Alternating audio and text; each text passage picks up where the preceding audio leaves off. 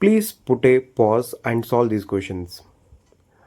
What is the value of square root of 36? We can write square root of 36 as 6 into 6. That is 6. Square root of 81, 9 into 9. There is a group of 2 of 9. Therefore, answer is 9. Similarly, 144 can be written as 12 into 12. Therefore, the square root of 144 is 12.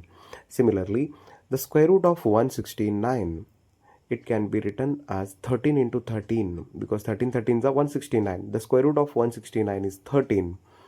Now I have to write this 125 as the product of three numbers because it is cube. 5 5 is 25, 25 5 is 125. Therefore, the cube root of 125 is 5. Similarly, the cube root of 216, it can be written as 6 into 6 into 6 because it is multiplied. When we multiply 6 with 3 times, we will get 216. Therefore, cube root of 216 is 6. Similarly, what is the fourth root of 81? When we multiply 3 4 times, we will get 81. Therefore, fourth root of 81 is equal to 3. Similarly, fourth root of 625.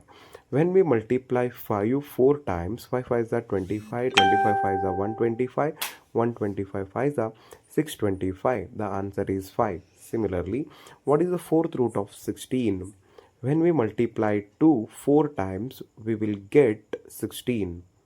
The answer is 2. Similarly,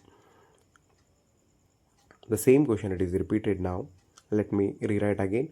3 3s are 9, 9 3s are 27, 27 3s are 81. The answer is 3. Thank you for watching.